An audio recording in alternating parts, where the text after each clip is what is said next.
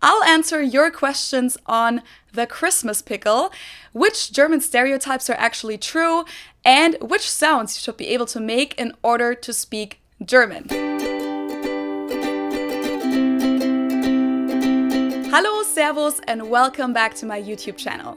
My name is Felicia, I'm from Munich, Germany, but I have been living in Cincinnati, Ohio for about 3 years now. Today I'm going to do another round of Ask a German and answer your questions that you guys asked me here on YouTube in the comments and on Instagram. The list of questions keeps getting longer and longer, and there's no way that I'll ever reply to all of them, so I apologize for that, but I'll try to reply to as many as possible in today's video. So let's get started. So the first question is, what stereotypes about Germans are true? This is a really good question, but it kind of depends on which stereotypes about Germans you know. Here are a few that I would definitely say are true. Not for every single German, of course, but if you're in Germany, you'll definitely see or experience some of those things. The first thing that's definitely true is that we love rules.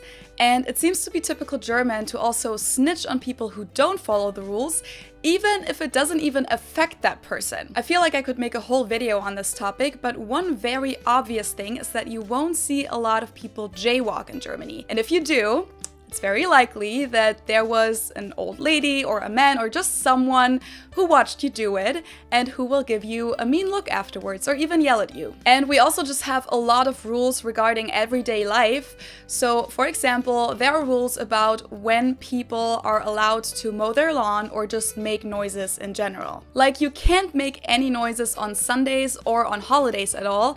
And if you live in an apartment complex, you should make sure that you don't make any noises after 10 p.m. because if you do, it's very likely that your neighbors will complain about you. Your German neighbors may also get annoyed with you if you clean the shared hallway in an apartment complex the wrong way, or if you don't clean it on the right day, or if you don't clean it at all, of course. Or they may get annoyed with you because you hang your wet towels over your balcony rail in the summer because it's against the fire protection laws. That actually happened to me. And my neighbors apparently saw that I did that for maybe like 3 hours. Like, I just came back from swimming and I hung my towels outside over my balcony rail. And they saw it, but instead of coming to me to tell me that that's not allowed, which I wasn't aware of, they went straight to the landlord. So that's definitely a stereotype that is true. And another one that I would say is true is that Germans are very efficient. And that goes along with Germans not being a big fan of small talk and therefore coming off as reserved sometimes. Like, if there's no real point in talking about something, Germans just don't, because they kind of feel like it's a waste of time if they talk about something unnecessary. We're also very straightforward, if you've ever heard that stereotype about Germans.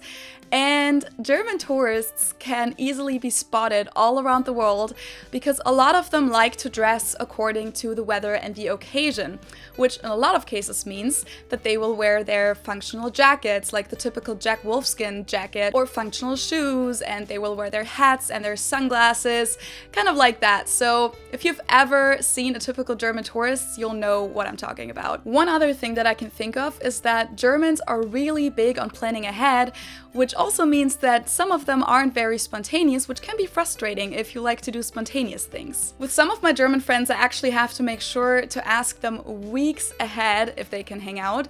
But there are also positive sides to this. Germans are really good at saving money, for example, and when they go on journeys, they usually have amazing experiences because they like to plan ahead and do a lot of research. But maybe you guys could let me know which stereotypes you know about Germans, and then I can let you know whether or not I think that they're true. So leave me a comment. I would love to know what food you like here in America that is not a common staple in Germany. Meaning, we hear so much, rightfully so, about European food that Americans love. I'm interested in knowing what foods Europeans enjoy when they come here. Okay, so I'd say that the typical American food is probably burgers, fries, fried chicken, turkey, and all kinds of like Thanksgiving foods. Fast food for sure, and maybe pies. And I think I've mentioned this a few times before, that Germany is pretty Americanized, and therefore a lot of Germans love American food. We actually have some American fast food chains in Germany, like McDonald's, Burger King, KFC, even Domino's is there. And burger places also seem to be really popular recently. Like there's more and more burger restaurants opening all throughout Germany. Some of them make the burgers a little more German though, by using like fancy cheeses and healthy toppings and healthy bread and those kind of things.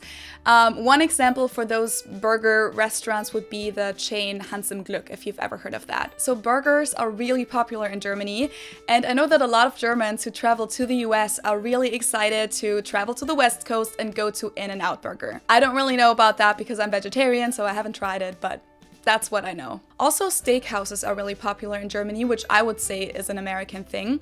But for me, as a vegetarian, I really love mac and cheese or just like a grilled cheese sandwich. Everything with melted cheese is amazing for me here. And American milkshakes. Love them. But the funny thing is that whenever I'm in Germany, it's not even the American food that I miss, it's the Mexican food. Like every time I leave the US, I get Mexican one last time, and every time I leave Germany, I get Italian food one last time, because it's really, really hard to find good Italian food in the US, whereas in Germany, we have Italian restaurants at almost every street corner. I mean, I'm exaggerating a little bit, but Italy is very close to Germany, and it's the same with Mexican restaurants in the US. There's a lot of amazing Mexican food here, but it's really, really hard to find in Germany. I always wondered if Germans liked to hear that someone, American or otherwise, is of German ancestry, or are Germans like, cool story, bro, and are not enticed in the slightest. This is funny because more than half of the Cincinnati population has German heritage, so people say this to me all the time here. There were even times when I would tell someone that I'm German and they'd just be like, oh yeah, me too. And I'd be like, no, I'm actually German, like I was born and raised there. And to be honest, I do find it nice to hear, and sometimes people even know where their ancestors were from in Germany, but it doesn't get me like super excited. Like I don't necessarily feel a connection to that person just because they have German heritage. I do think that it can be a nice way to open up a conversation, but I also think that a lot of other Germans just don't care at all. How do Germans celebrate Christmas? Any culture-specific holidays like 4th of July? And a related question was, is the Christmas gherkin real? I think I'm going to do a whole video on Christmas in Germany, but we do celebrate fairly similar to Americans, except that we don't have stockings and we mainly celebrate Christmas Eve. That's usually when the families get together and exchange presents and have dinner together and sing songs. And then December 25th and 26th are holidays as well, and that's usually when people travel and visit their larger families and celebrate with them. Okay, and then about the Christmas gherkin.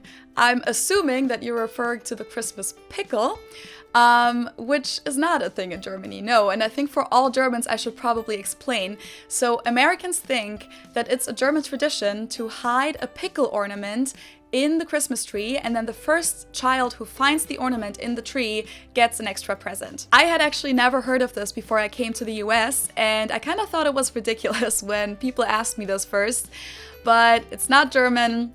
And I think I'm gonna do some more research on this for the Christmas video. When it comes to holidays in general, we actually do have a lot of holidays in Germany. They vary from state to state, with Bavaria being the state with the most holidays of 13 throughout the year. So on all of those 13 days, schools are closed, businesses are closed, and people get a day off. And most of those holidays are Christian holidays, actually. The holiday that is kind of the equivalent to 4th of July is October 3rd, which is Tag der Deutschen Einheit, German Unity Day. Germany celebrates the official integration of the former GDR into the Federal Republic of Germany on that day, which happened in 1990. It's not much of a cultural holiday though, so Germans don't really celebrate being German on that day. There are official public celebrations, but not a lot of Germans celebrate at home with their friends and family, so it's not exactly like 4th of July. Is there an age limit on utilizing the word Servus? Okay, so now we'll get into a few language-related questions. And no, there is no age limit on saying Servus. For those of you who don't know what that means, Servus is what I usually say in the beginning of my videos, and it's a Bavarian dialect word that means both hi and goodbye.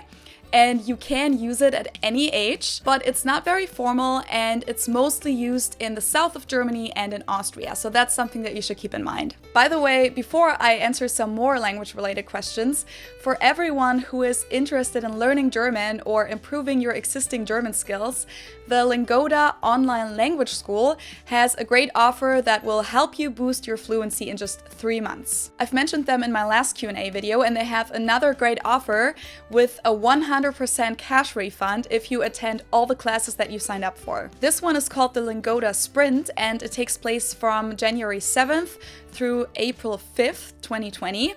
And you can either do the regular sprint, which means that you'll take 15 classes per month, or the super sprint, which means that you'll take 30 classes per month, so 1 class per day. All of their teachers are native speakers with years of experiences, and they offer classes 24/7, so that you'll definitely find classes that will fit your busy schedule. They have classes in the mornings, during your lunch break, after work in the evenings, or even on the weekends. And there are classes for all levels, whether you're a complete beginner, intermediate, or an advanced learner. There's definitely something for you, and there's usually only about 3 students per class, which means that you'll have a lot of time to practice and to ask questions to your teacher. I actually attended some classes myself, and as I said last time, I was really impressed with how interactive they are. Every student gets to talk a lot, all the learning materials are provided, and I even attended a German class, and I was so impressed with how well these students spoke German, because the ones that I talked to afterwards, they had just started learning German a few weeks before that, and they were already so good, just like grammar-wise and accent-wise.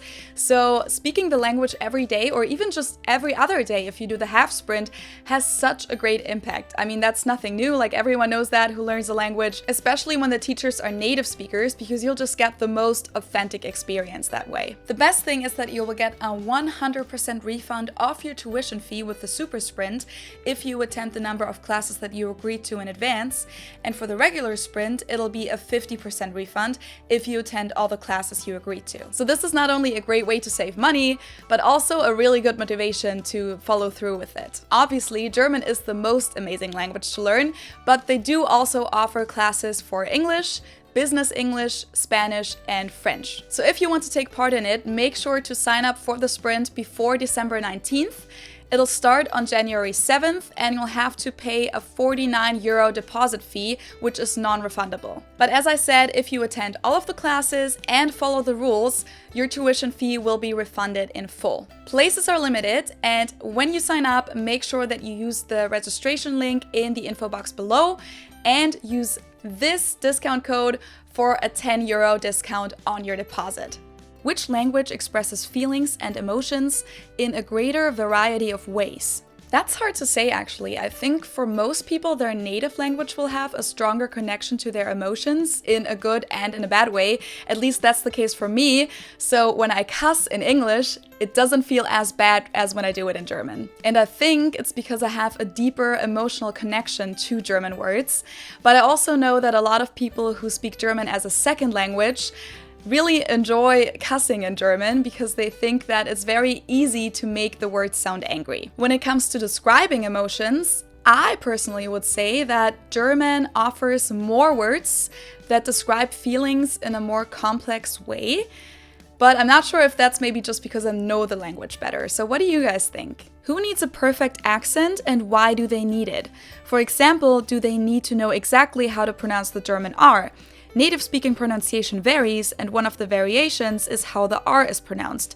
And as in English, there is no distinction between the different R sounds. I personally don't think that anyone needs a perfect accent. As long as German native speakers, or like the native speakers in that language, are able to understand you, you're fine, in my opinion. And also, accents have a lot of character too. I'm not quite sure what exactly you're referring to here with the R question, but in my opinion, it's not necessary to be able to do the German R sound. I mean, obviously, you'll sound a lot more German if you can say it, but I'll still be able to understand you if you use your English R. What I think is more important is that you know the difference between the EI and the IE diphthong, that you pronounce the Z letter as ts, like TS, and that you try and pronounce the CH sound correctly. Like, it's a big difference whether you pronounce this word Reise or Riese, because the one means journey and the other means giant.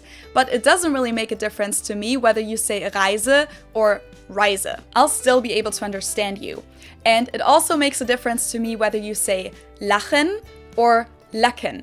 That just sounds like a different word to a native speaker. So I would say that EI and IE, Z and CH are important to know, and also make sure to pronounce the W's like in English V and the V like an F sound. So for example, it's not Volkswagen, it's Volkswagen. Volkswagen. I hope this helps. Okay, so I hope that I could answer some of your questions. As always, feel free to share your personal experiences and opinions in the comments below.